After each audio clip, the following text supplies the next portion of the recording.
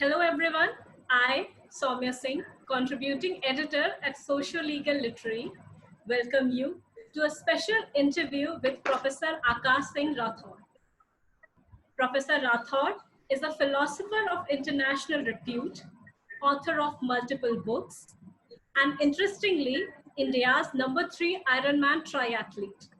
He has taught at various renowned universities, including JNU Delhi, Pennsylvania, Toronto, Berlin, etc. He is a regular contributor to the Indian Express and Outlook magazine with byliners in the Times of India, The Print, The Quint, First Post, etc. He has also been featured on Asia's News Network, The Karwa, The Hindu, The National, and other platforms. He is a truly versatile man. I welcome you, sir. Thank you so much. So today, we will be commencing our Lok Ki Baat interview series with Professor Rathore, where we will talk about people's voice. The interaction will be limited to role of democracy and rise of majoritarian leaders. Shall we start, sir? Yeah, of course. Thank you, sir. Yes, sir? Yeah, no, I was just going to ask if you'll be asking some questions and I'll respond. We'll proceed like that. Yes, sir. We will start with the interview then. Okay. All right. Good. Okay. Thank you. So my very first question to you is, sir, if justice is maximizing welfare and law is a counter-majoritarian instrument, then in a majoritarian society, if a pro-minority law is passed, is it justice, even though it is not maximizing welfare?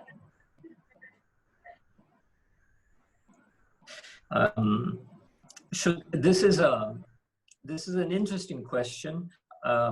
As you ask it, you will notice that your first sentence stating what justice is and your second sentence stating what law is assumes that justice and law are not integrated, and that depends on what approach you take both to justice and to law.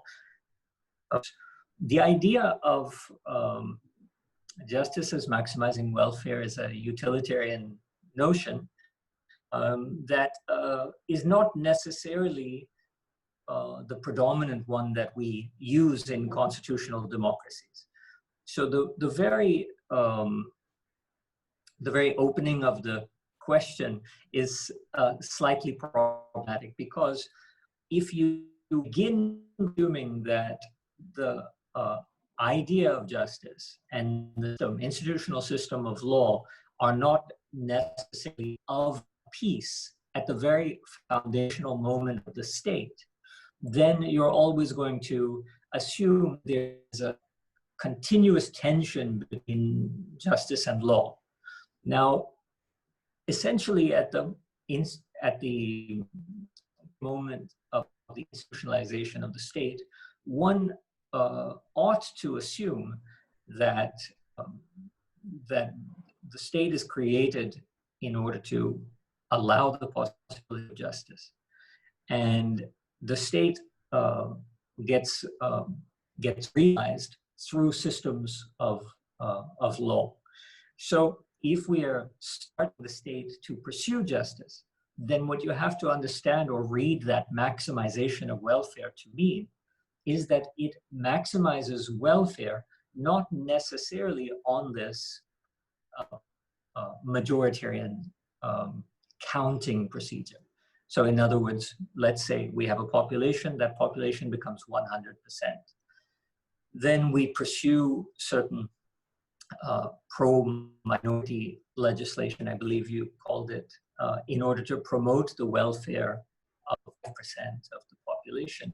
Does this mean that we're at a zero-sum situation, that when you promote 5%, you reduce the benefits of 95%?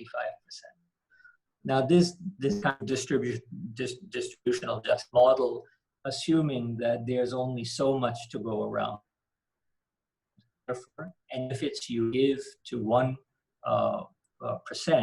any given percent of this, are burdens that you're placing on the others. And this, again, is not necessarily the case. So to try to sum up what I'm trying to explain, the very question assumes that there's some divergence between justice as maximization and law as protecting minorities from majority tyranny. But the basic framework, when a constitutional democracy is established, the very basic framework assumes that a majority benefit in some way, is not merely burdened by, but benefits in some way by protection of minorities with aid. And so the idea of welfare is not quantitative, that I got something and you didn't, and he got something and we didn't. It's not quantitative like that, it's qualitative. And so when we're putting certain people in the, or certain persons within, whether they're majority or minority, that is the pursuit of justice. Now, if a state does not pursue justice, it is minimizing welfare of the state. If a state pursues justice, it is maximizing the welfare of the state. So if you understand that the whole point of the state in a constitutional democracy is the promotion of justice, and if law mandates or requires that we prevent majority tyranny within a representative democracy, then irrespective of the numbers, it is a promotion of justice to pursue policies to protect a minority from a majority. And there are a number of ways of seeing why this is the case. So the first one I was telling you is that it's not necessarily the case that we see justice as purely utilitarian. There's also a deontological component to it that suggests that if we are to not act according to the dictates of inherent dignity of persons residing within the state, that in this respect, we're degrading every person within the state. And once again, we're not maximizing welfare, even from a utilitarian perspective. So if we take things in a purely utilitarian way, we set up this tension between law and justice that is really not, that really doesn't make much sense for constitutional democracies. Or to put it in a more simple way, if justice is really maximizing welfare, a state would not be necessary. There are many other ways to maximize welfare outside or beyond the state. And as you probably know, the majority of sort of state of nature or contractarian theorists who hypothesize why it is we move out a primitive state of nature, or whatever you want to call it, into a state, ultimately used the idea of the inability for persons to cooperate in such a way that you could transcend a herd mentality or a mob mentality, or living more or less like primitive animals. Obviously, the classical formulation is Thomas Hobbes, that the life of man in the state of nature is poor, nasty, brutish, and short.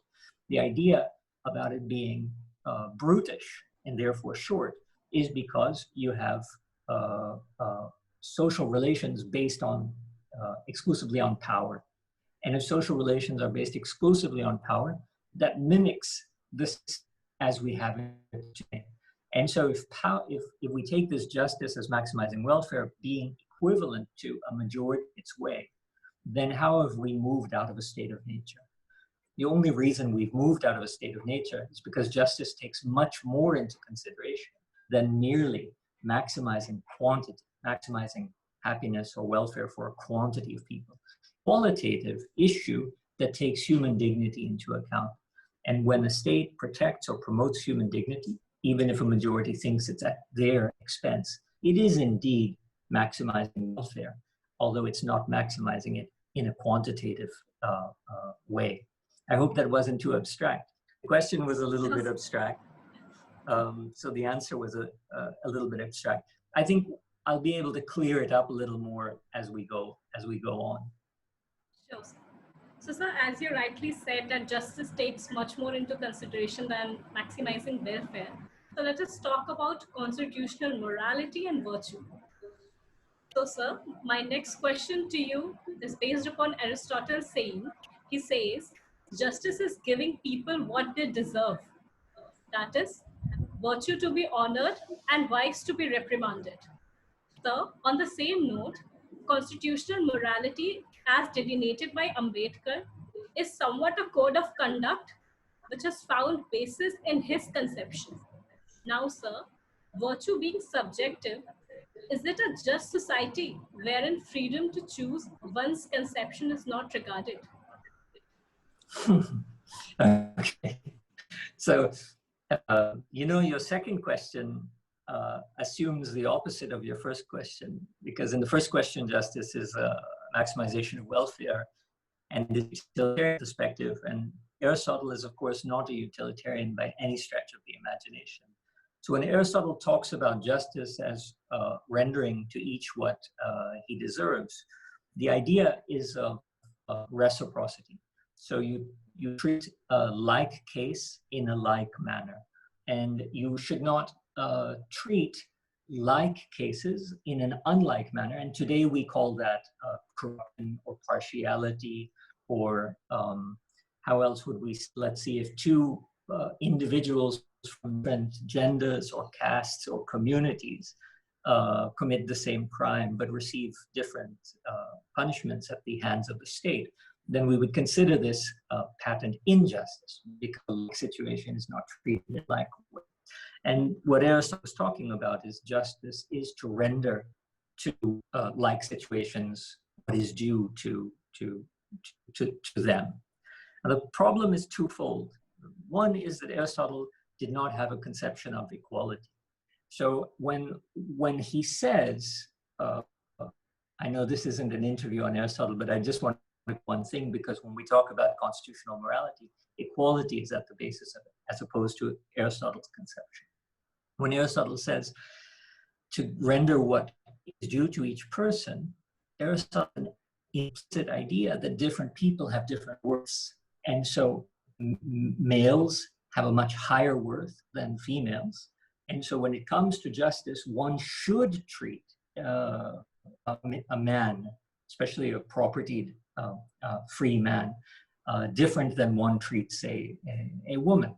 And it is an obligation of justice to treat that different, as according to Aristotle's overall physical beliefs, these are actually different cases.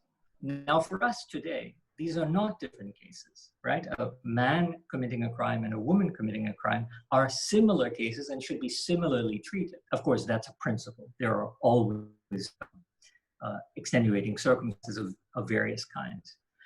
So when we think about what Aristotle is referring to, we have to decontextualize it, because the context from which he's saying it is more or less that different people deserve different things. And that is completely contrary to our fundamental egalitarian principles, the fundamental egalitarian principle that the Indian Constitution is based upon. Now, I'm writing a book right now on this topic, so I'm tempted to go very deep into this side of things, but I'm just going to mention it briefly and then try to resist going into it. Essentially, what Aristotle is talking about is a very typical social philosophy, typical to a shared, we can call it Proto-Indo-Aryan ontology, a Proto-Indo-Aryan social idea about the nature of things. And you see a very similar articulation of dharma in the Gita as you do of virtue in Aristotle, and including justice. And so thus when Krishna tells Arjuna that it is caste duty to do what Krishna is imploring him to do, it assumes that varnas have different dharmas. Just the same, Aristotle assumes that different types of persons have different types of virtues. And so justice differs according to what kind of person you are. The same thing is true in Krishna's speech to Arjuna, that different types of persons have different types of moral obligations. Now I'm stopping myself moving into that discussion, but I'm going to take it into how it matters for constitutional morality. When the Constitution was formulated, there was a persistence of this very standard social philosophy that people of different origins, especially origins of caste, but also gender and region, have different virtues. In other words, different things are owed to different people, like we were talking about in the first question, to render each, with Harris, to render each his due. What Ambedkar was trying to do, and many others, in addition to Ambedkar was not the only egalitarian in our assembly, obviously. But he was the most outspoken and firm. What Ambedkar was trying to do was to substitute the social philosophy that we have all been raised in our culture, a culture that through folk tales, through myths, through festivals, through epics, through literature, from the Mahabharata and Ramayana and Gita and all of the literature of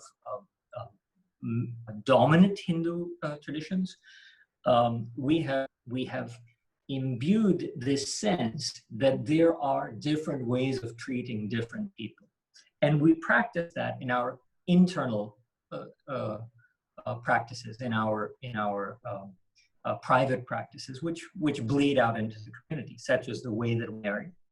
If one believes that we're not a caste society, you just have to open the matrimonial ads in the newspaper to see that we are very much, still dedicated to some sort of caste idea. So in our the way that we eat, in our private customs, and in our refusal to intermarry, and our regionalism and things like this. This is our social milieu. Now, the Constitution is breaking this up. The Constitution is arguing in several clauses, which you're very familiar with, from 14, 15, 16, 17 onward, even up to 21, that irrespective of how you feel about these metaphysical issues of whether we are in fact born from different, in different varnas, and whether we ought to marry, whether we ought to practice endogamy, whether we ought to socialize beyond our caste, and so on. Irrespective of these private beliefs, at the constitutional level, which is the basic law for society, we cannot allow these to infiltrate our public institutions. And therefore, a court cannot penalize or prioritize someone on the basis of caste or community or gender and so on. And a public institution cannot treat someone favorably in terms of distributive justice, give more benefits, or force more burdens on a certain community or a certain class or a certain caste. So our constitutional ethic, if you will, or in the word constitutional morality, our constitutional morality is a very different phenomenon from the social morality that we have been seeped into. And now when you take, that is an empirical fact, that our judiciary will leave out other services and so on for the time being, but the data is all there. Our judiciary is comprised of a vast, profound majority of particular caste. When you take that into consideration, how is it that a judiciary is going to practice constitutional morality as opposed to the social morality within which each of the members of the court were raised in their social background?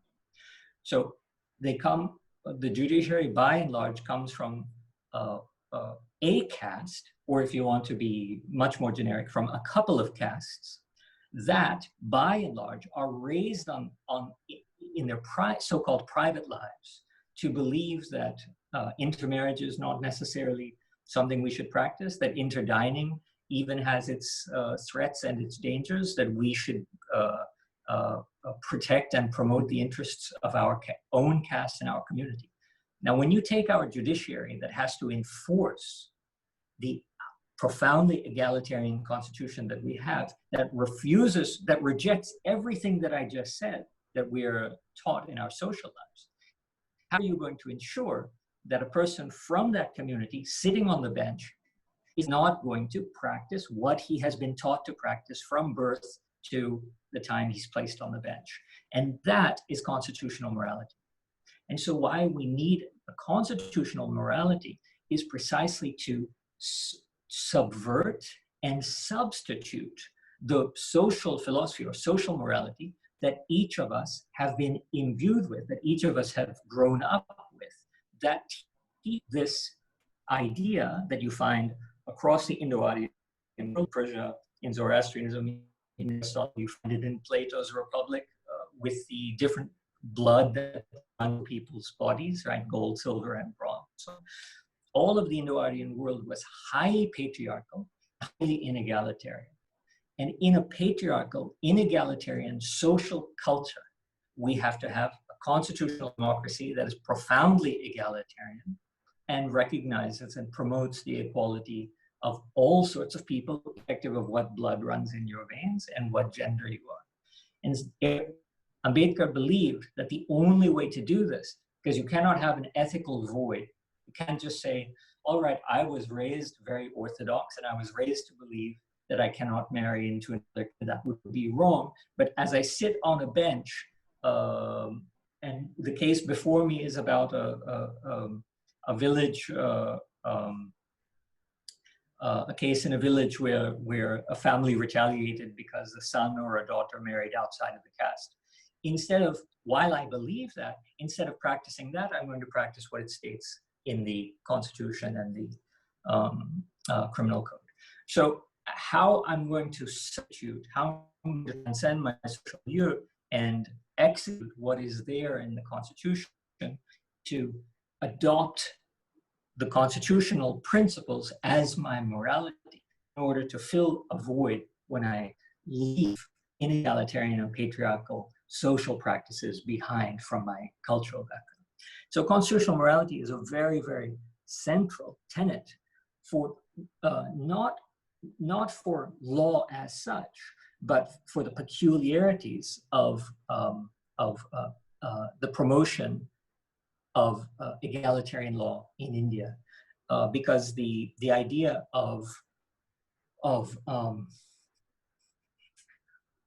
we can't take public servants from heaven or from the sky, right? Public servants come from our social life. Anyone who studies history knows that the Federal Republic of Germany had a huge problem in 1950 because the judiciary, as they had attempted to clean out peace and the administration and all of the members of public institutions that were part of the Third Reich or the Nazi regime, as that was defeated and they started to rebuild Germany democracy, the Federal Republic, where would they get their judiciary? They had to have, I think, I don't remember the figure exactly, but I think about 60% of their judges were judges in the new Federal Republic of Germany. So you can't just get people from nowhere. So you get people from what you have, your population. If our population has a social background of inegalitarianism, then we have to train that population to think not through their social background, but through constitutional principles. And that's what Ambedkar calls constitutional morality. I hope you understand the way that it's very, very, it's a very profound concept. I'll speak in the future about the misunderstanding of constitutional morality. The last thing that you said in your question was virtue as subjective. Now, Aristotle does not believe that virtue is subjective. Utilitarians don't believe that virtue is subjective. There are, in fact, very, very few people who believe that virtue is subjective, just some kind of relativist and so on. So I'm not sure how the question fit into the rest of it with Aristotle and Ambedkar, because neither Aristotle nor Ambedkar believe that virtue is subjective. But I hope anyway to have answered about this way that constitutional morality leaves behind Aristotle's conception of what we call right justice. So in Aristotle and in Plato and in a lot of orthodox thought throughout the world, Iran and India and Greece include, we had ranked conceptions of human beings. So propertied men are higher. Well, we can be specific. Light-skinned men are higher than propertied light-skinned women, who are higher than unpropertied light-skinned men, who are higher than, and so on and so forth. And at the very bottom, of course, as we find, you get something like the Dalit or the tribal woman. And since in each of these levels of this hierarchy, you are not only oppressed by those above you, but you also get to oppress those below you. So you get to enjoy the fruits of injustice in this hierarchized sense of society. And the only people who don't get any fruits at all are the most disadvantaged, like Dalit or tribal women, who have no capacity to destabilize the entire structure. And so since we have this hierarchized structure that is preserved through intermarriage and prohibitions of interdining and all sorts of ways of locking this system together, since the system is so strong, what we replace by, we can't just all say, all right, now untouchability is abolished and we're all equal. Can you say that after practicing inequality for 1,500 years? You can't just say it like that. So you have to substitute it with a complex morality, and that morality Ambedkar called constitutional morality. So, sir, we all know that you are an authority on Ambedkar's philosophy and his point of view. So I personally feel that none other than you can answer the question that I'm going to ask. So my next question to you is, sir, what is the original intent of Constituent Assembly? The elites were from different social milieu, thereby creating a stage for differences in opinion. Did Ambedkar's intent align with the larger assembly's intent? Mm-hmm. That's a very ingenious question, because I think who proposed the question, that was you or your colleagues and so on, you know the answer. And the answer is very,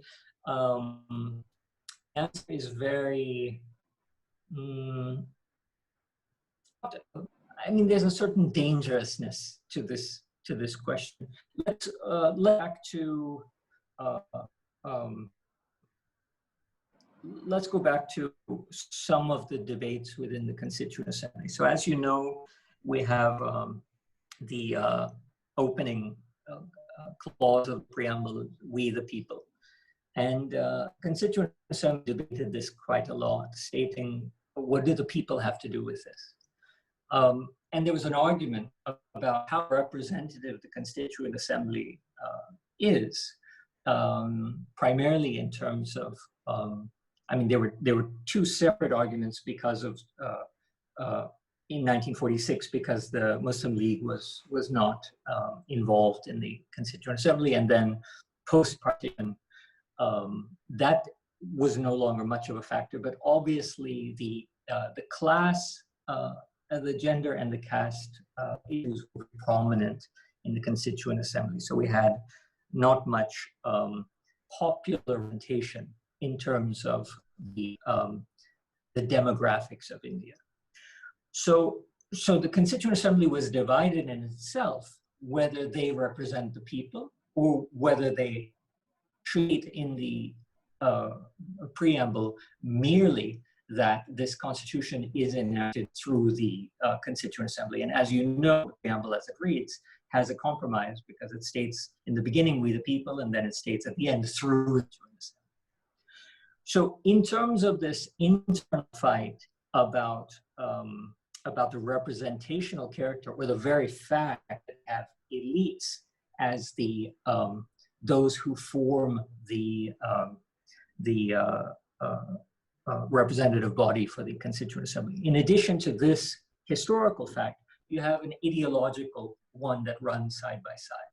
And while, in terms of demography, our Constituent Assembly was composed of elites, in terms of ideology, it is far more diverse. In fact, I've never said this before, and I'm thinking it for the first time, so I could be wrong.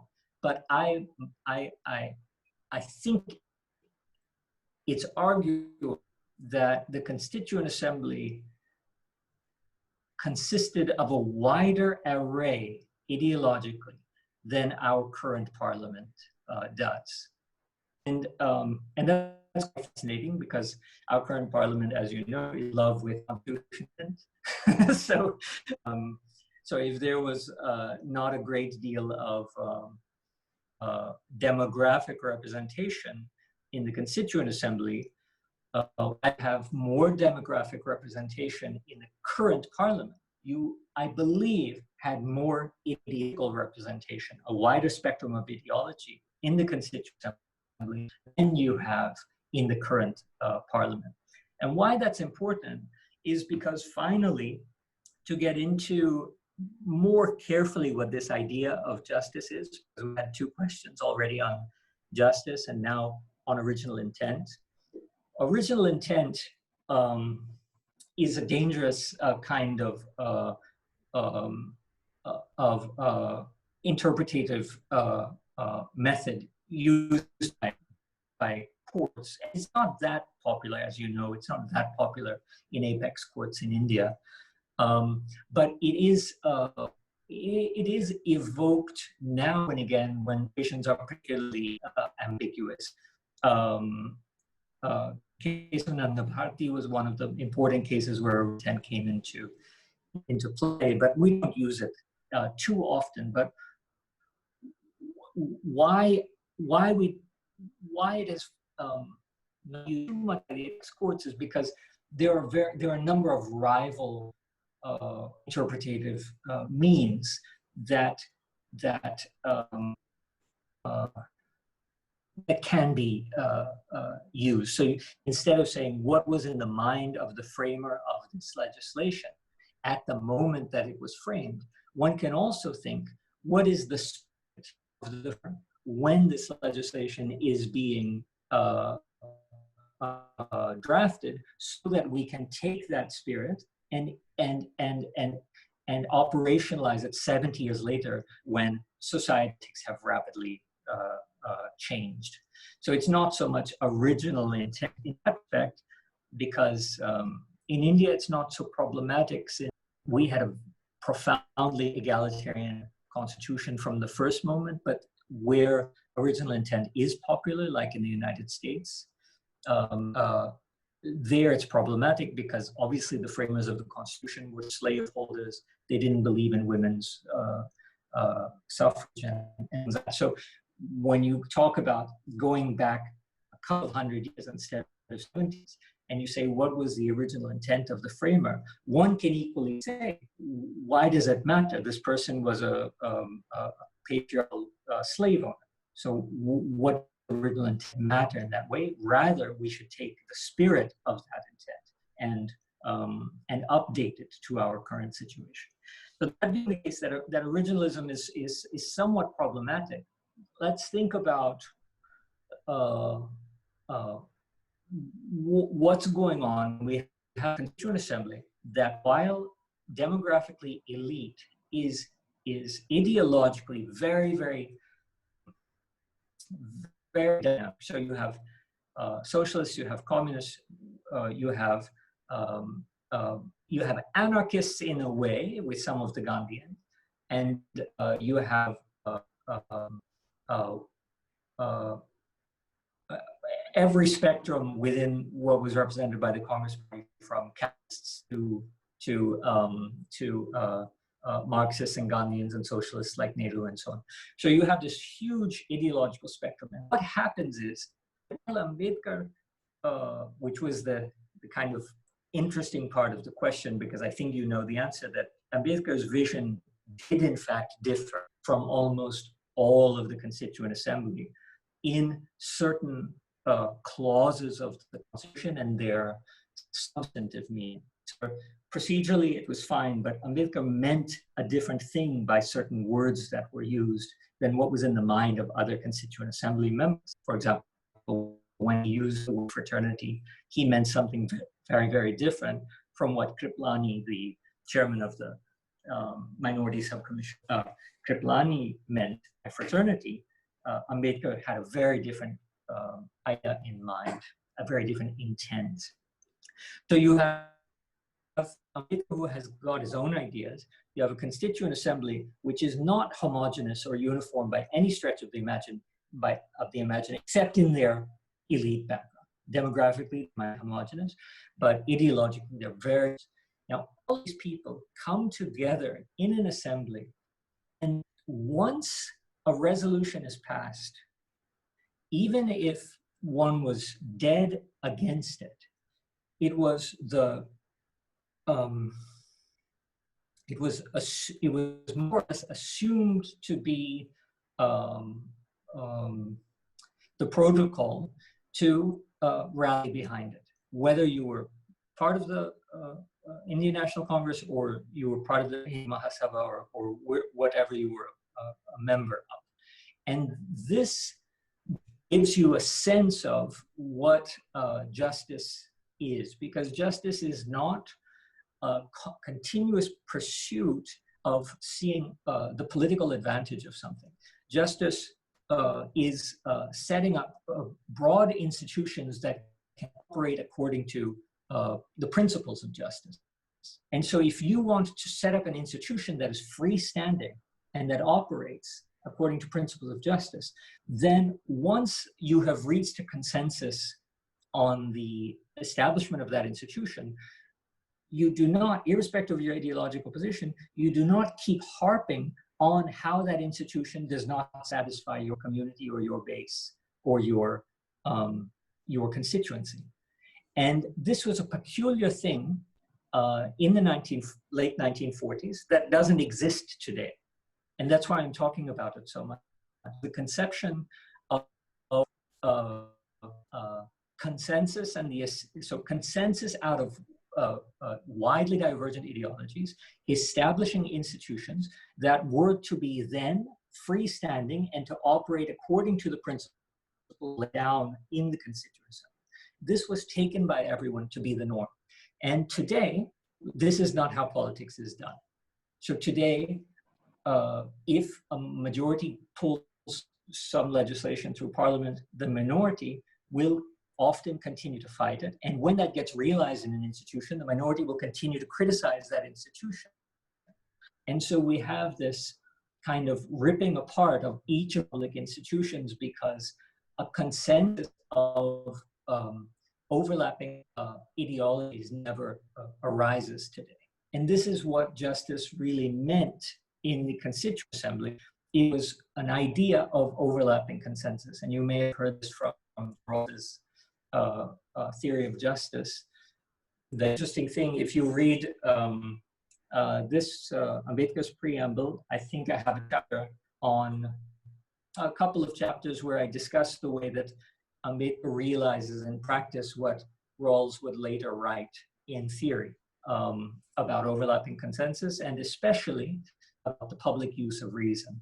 Because what Rawls has in mind with what he calls the public use of reason, which is that public officials in their administrative capacity should not have their private motivations, their religious beliefs or whatever. They should use constitutionally defensible principles. Public use of reason is nothing other than Ambedkar's constitutional morality. And what it establishes as principles of justice is basically what was being executed 20 years earlier by the Indian Constituent Assembly, which is that they fight out ideologically, and when consensus then they realize that the consensus is not because they have the same ideology. And this is very important. They recognize that they have different ideologies, but still reach consensus. And so what's happening is that their different ideologies, even though they're at odds, in this case are overlapping to produce this legislation. And once this legislation or this institution is created by an overlapping interest of divergent ideologies, and it is set off to have its own life, everybody grants it legitimacy. And this granting of legitimacy means that I know that this institution is against my own ideological interest. However, overlapping consensus in the Constituent Assembly has established this as the operating principles of this institution, and is now vital for the legitimacy of the state, for the welfare of the public, that I don't continuously criticize that institution for not satisfying my own constituency's interests. So this is what justice is in the Constituent Assembly, how it's perceived. This theory of justice, this idea that we don't merge our ideologies when we come up with a political consensus. We only agree for the time being and legitimize certain institutions. And the sense of justice, of an overlapping consensus of divergent ideologies, is the way that our Constituent Assembly was rather profoundly diverse. So it was representative, not in terms of demographics, because it wasn't, but it was profoundly diverse in terms of ideologies.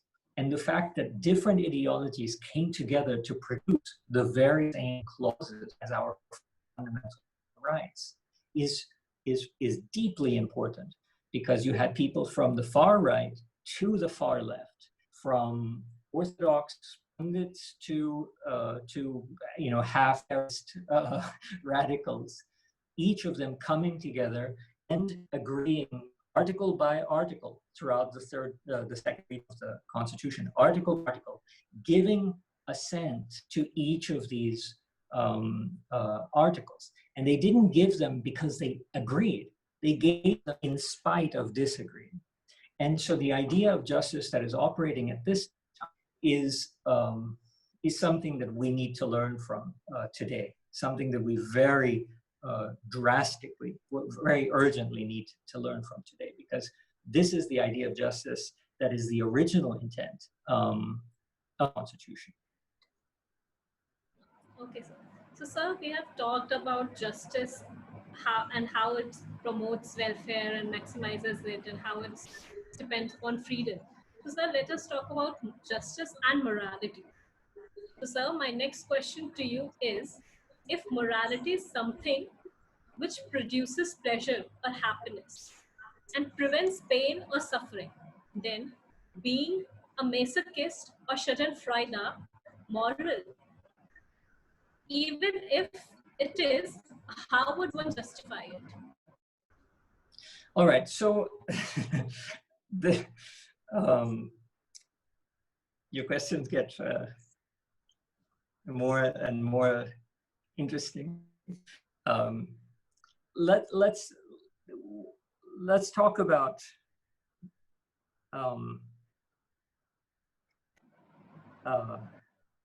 morality. Okay. One can see justice in the context of morality. However, one can also separate justice from the concept of morality. In your first question, you separated justice and law, and I said you shouldn't do that, they should be merged. But in this question, you put morality and justice together. I say they should be separated. And why is that the case? Because justice, as far as is and there's fairly widespread agreement with Ambedkar here, certainly Nehru and possibly also Sardar Patel. As far as they were concerned, justice is a political concept and is not a moral concept. And the seeing justice as political is important, because what goes into my sense of morality, you had mentioned that if morality is about maximizing pleasure. Well, that's one belief in morality. Let's say that I subscribe to that belief, that morality is maximizing pleasure. But my neighbor might believe that morality is about doing one's duty. And doing duty usually requires self-sacrifice. So I don't pursue my own pleasure. In fact, I might pursue your pleasure higher than my pleasure if that's to be my duty. And then there might be a third person who believes that no, morality is about worshiping God every morning and every night, or 5 times each day. And this person's morality then has nothing to do with the duty-based morality of my neighbor or the pleasure-based morality of myself. Now, how are the three of us, and then I can go on and on and on. A fourth person's morality might be, he might be a psychological egoist who says that every single thing that I do is for self-interest. And it's not just pleasure, because often self-interest means to forsake pleasure for the pursuit of something higher. So, so there might be a fourth person like that. There might be a fifth person. So you can multiply moralities.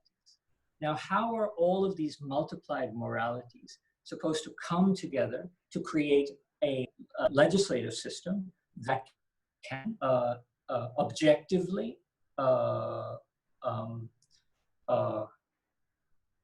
coerce all of civil society? So I was one who I believe the third number person that I said believed that you have to pray 5 times a day to be moral. Now, Article 1 of the new Constitution of India, every citizen of India shall pray 5 times a day. How does that sound to you? Your immediate reaction would be, why are you interfering in my morality or my personal or my private life or in my religion? So we have this concept, the secular concept of secularism, and this concept that what we introduce into the Constitution should not be based on people's private morality or even on people's metaphysical beliefs. So I might believe metaphysically in total materialism, and that when I die, I'm dead and that's it. And my neighbor might believe that when she dies, she will come back as another person, possibly even of another caste. And it depends on how she behaves, what caste she will come back as. And consequently, if she metaphysically believes that it's because of evil actions in her past that she has come back impoverished and profoundly disadvantaged in the contemporary world, what's wrong with it? She brought it up herself. She would disagree with the abolition, for example, of untouchability, or for the practice, the principle of equality. She might say, those people deserve the position they're in, they brought it upon themselves. So once again, morality can be continuously brought into the political sphere, but each of us who does not subscribe to that morality sees that as nothing other than tyranny. And so to prevent the tyranny of people's metaphysics, morality, to cover over every Indian citizen's daily life, we maintain justice as a political principle and not a metaphysical or a moral principle. So justice is perceived and was perceived by Ambedkar and many others in the Constituent Assembly as a political project and not a moral or a metaphysical project. And so you have various tools within law to ensure that morality and metaphysics doesn't creep in. And one of those tools is, of course, secularism, which suggests that my private conception of religion and your private conception of religion should not be mandated as everybody's conception of religion, because that is what we call theocracy, the tyranny of religion. And if a majority subscribes to a particular religion, and then they start to say that everyone in the country has to subscribe to these practices, then what do we have? We have tyranny of the majority and theocratic practices. And consequently, secularism is a function to keep the constitution political as opposed to moral or metaphysical. I went into that. It's a bit of a philosophical idea, but I went into that because it's extremely important. In the drafting committee itself, you'll find Munshi and Ambedkar and B.N. Rao talking about the distinctions between Kant and Hegel, which is quite fascinating because they know that the different kind of moral philosophy or metaphysics that you bring to the constitution, the different kind of constitution you're going to have. And when Munshi Rao and Ambedkar agreed on the clause of fraternity so as to assure the dignity of the individual and the unity of the nation, and the rest of the Constituent Assembly, about 30 different people, said, we want nation to come before individual.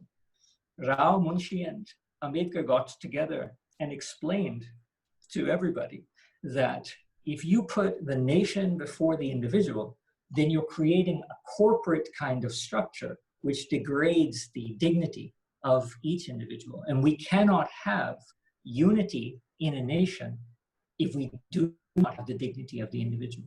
And so they prefer this Kantian deontological idea that every individual has fundamental value.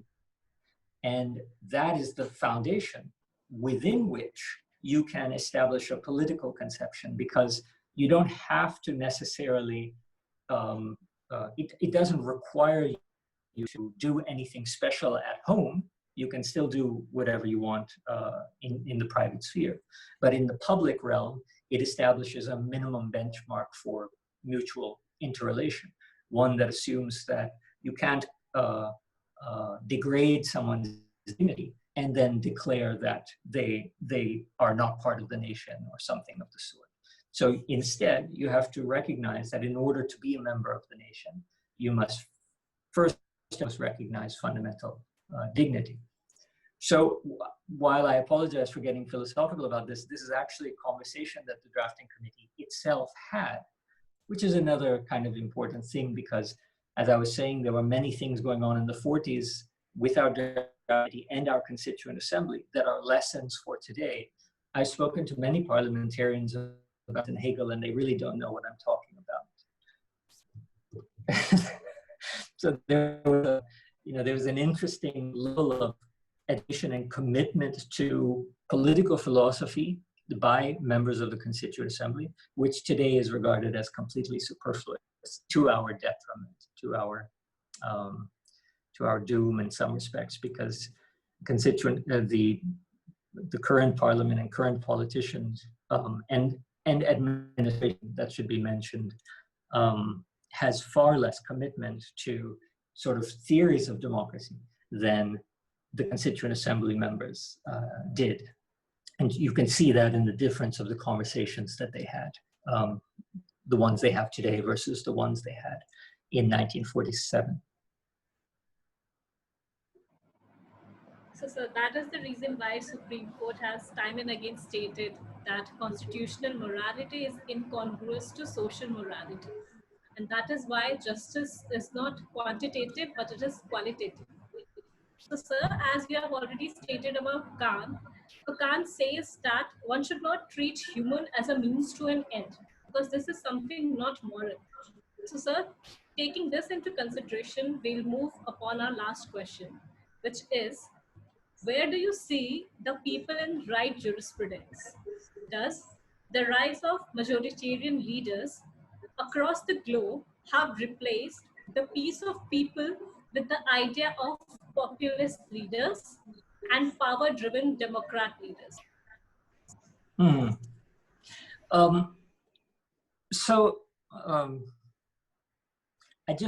don't want to be pedantic, but I just want to tell you one little thing.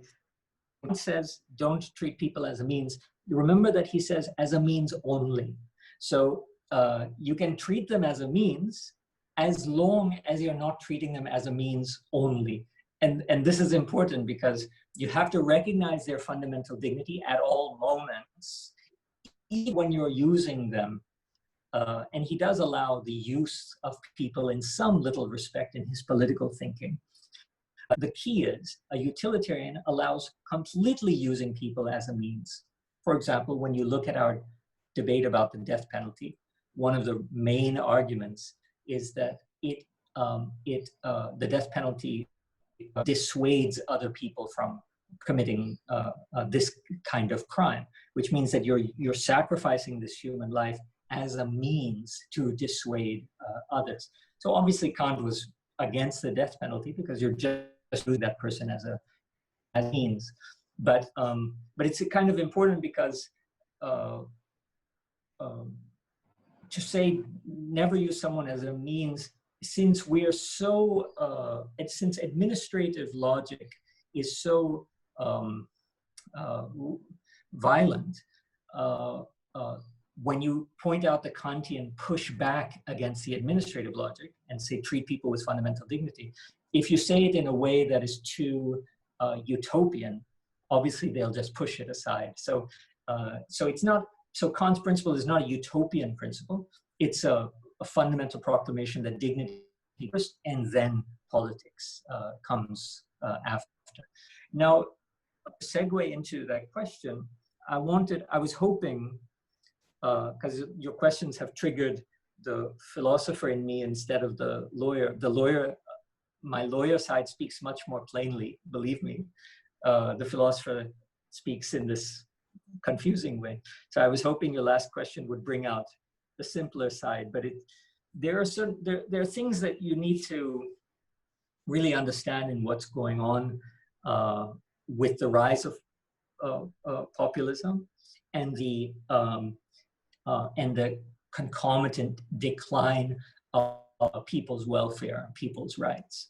So we're undergoing an era of the eradication and undoing, dismantling of the welfare state, of the social welfare state. And the Indian Constitution was one of the greatest structures early on of a social welfare state.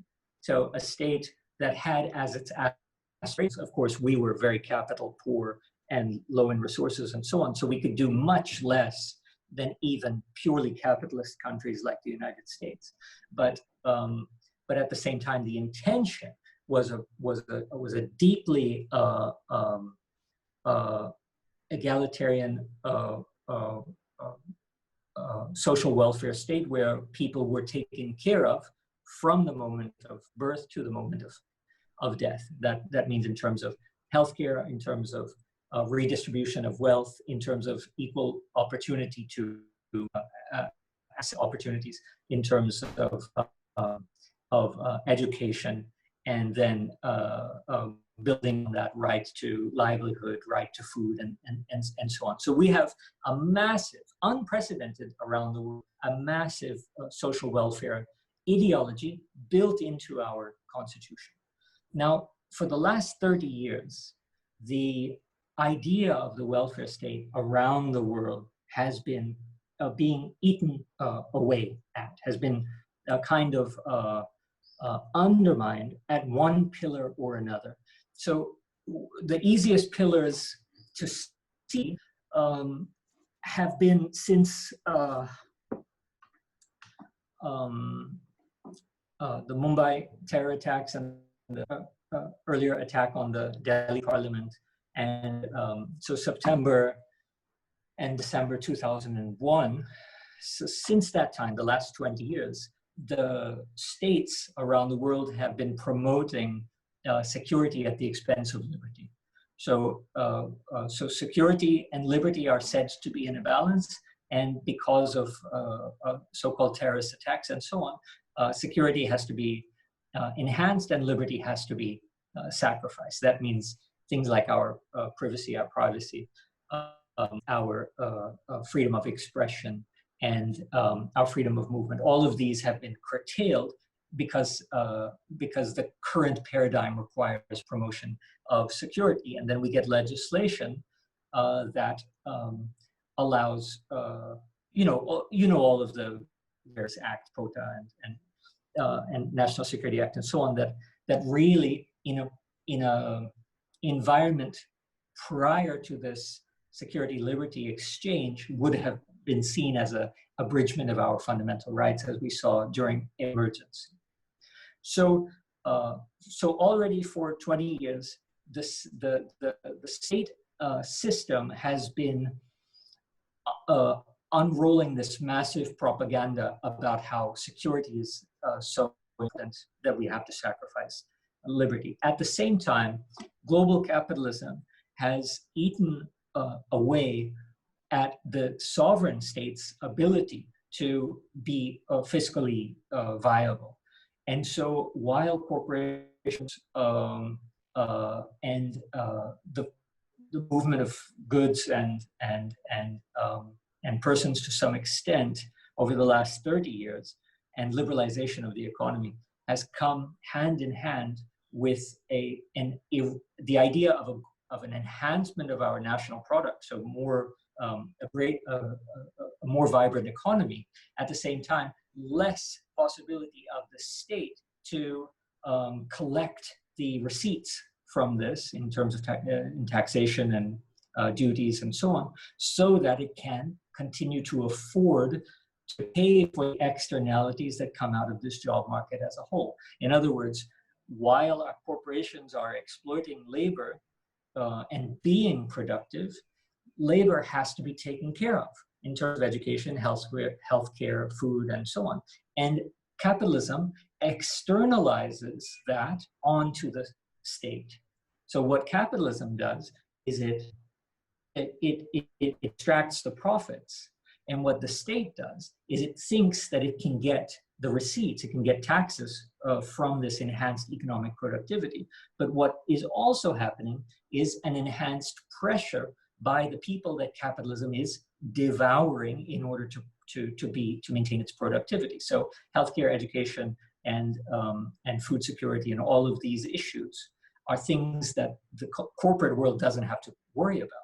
The state has to worry about that. But where is the state going to get its money? Because everything has been privatized.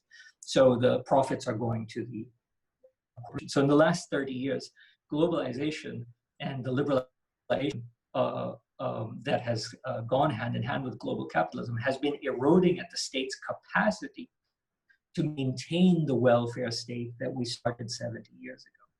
So on the one hand, we have global capitalism and neoliberalism that is removing the state's viability to maintain a social welfare system. On the other hand, we have the security paradigm, surveillance, massive surveillance, eradication of certain other rights that are built into the social welfare state. So our social security is collapsing, and our private liberties are collapsing. And all of these are collapsing together over the last 30 years. It is in this context that populism emerges. So you would not have had, I don't want to get in trouble here. Anyway, you had certain authoritarian personalities, as we see in South Asia and in Russia and in Europe, especially Eastern Europe, but also Northwestern Europe and the Netherlands and the United States and in South America. You wouldn't see all of this rising if you did not simultaneously have these two issues of security and the implosion of the welfare state. And what's fascinating, just to close this off, is that I was giving a talk at I think it was IIT Delhi, at a tech university in Delhi. I don't remember if it was IIT or IIT. And it was only to faculty members. And I was giving a talk on the Constitution. And one professor raised her hand and said, Aakash, why do you keep talking about the Constitution as a sacred document? What is so sacred about this document? And I was a bit taken aback, because I'm accustomed to hearing this from anarchists. So anarchists who believe that the Constitution is kind of a very orthodox a document to maintain the status quo of an inherently unjust system. Or I'm used to hearing this from the radical left, certain radical Marxists who believe that the Constitution is more or less a bourgeois apparatus to maintain the dominance of capital. However, this woman told me that she is a Modi supporter. And so I was very, very surprised to hear a Modi supporter start to criticize the Constitution. And that was about 6 months ago, and I've been thinking about this for a long time. So what's really going on in a question like that, I believe, is that when you have the recognition that administrative logic as it stands today is incapable of protecting our freedom and dignity while maintaining the welfare state, and is forced to go into a more authoritarian or Chinese or Singaporean type model where you choose one or the other. So either we can have democracy or we can have some semblance of economic vibrancy. The state is going in that direction to deliverance to governance as opposed to politics and justice. So I believe that this professor who's saying what's so sacred about the Constitution, forget it, we don't need it. What she's actually saying is why should our executive be bound by the principles of an egalitarian welfare state? So there's a sense that it is consistent with the rise of rightward thinking and populism to say that our executives have to be unshackled from the historical burden of egalitarian welfare because it is no longer viable. It's no longer sustainable, according to this model. So you cannot dismantle the public institutions and public sector and portion it out to the private sectors, as is going on in South Asia, Russia, United States, and so on. You cannot do that while maintaining the social welfare state. They're completely at odds. You cannot carry out a total surveillance state, as is going on in India and Russia and the United States and so on, while maintaining the egalitarian fundamental principles of privacy, Articles 21 and so on in our Constitution. So what I believe is happening is that the supporters of current populist governments is starting to put together all of these loose threads that have been going on for the last 30 years and seeing that the paradigm of an egalitarian social welfare state, which focuses on dignity and rights above all, and then growth as the means to enhance dignity and rights and provide a life of possibility of justice and happiness as is visualized in the intention of the Constitution, that this is no longer possible in the world that we have today, where global capitalism and the state is forced into the more of a total surveillance state, and what philosophers like Foucault call governmentality instead of democracy. And consequently, the people are internalizing the idea now that such a constitution then has to be questioned. Because if the Constitution is the very basis of egalitarian social welfare, and yet egalitarian social welfare has proven impossible to contemporary administrative logic, then the only thing we have left to do is to criticize the Constitution. And I believe that's why we find so many books today and so many talks like Tripadharam Singh's 16 Stormy Days. And Tripura is a friend of mine, so I don't like to criticize him, but this book is so dangerous. I mean, when I read it, I was so shocked. I've reviewed it for it'll come out in a couple of weeks. I was so shocked at how Tripura tries to dismantle the most important aspects of the egalitarian constitution, because he wants to have a libertarian sort of right-wing libertarian reading of contemporary politics.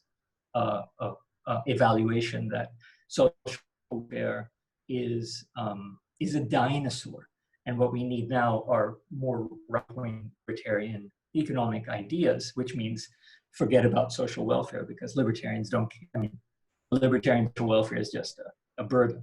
So I don't think Tripu's book could have been written 10 years ago. It's just not possible that there was wide enough readership to think that, yes, our constitution is garbage. It's the mastermind of really sinister people like Nehru and Ambedkar, who had these ideal utopian thoughts that are totally impractical for our nation. And now what we need is to forget about the Constitution and have a libertarian, free for all. So I went on a rant. Sorry. This is, I think, the reason I'm kind of putting these things together is because the rise of populism doesn't happen in a vacuum. It doesn't happen for no reason. It has economic causes, it has social causes, and it has consequences. And I think the consequences is visible to us now, that from today, for the next 10 years, you're going to see more and more books and articles claiming that there's something deeply flawed with our Constitution. And I believe that this undermining of the Constitution is, in fact, the way that this authoritarian rise gets legitimated, because authoritarians in any country cannot be bound, executives cannot be bound by the so-called red tape of social welfare.